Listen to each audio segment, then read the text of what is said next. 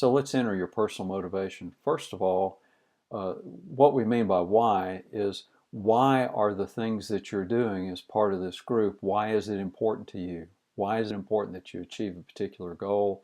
Why is it important, the mission and the vision you hold for yourself? Consequences, this is a statement basically saying, well, what's going to happen if you don't pursue the goal or the mission that you've set for yourself? So let's go ahead and enter something. Just select the edit icon, and I'm just going to paste something in there. And let's get something in the consequences here. And then all you do is select save.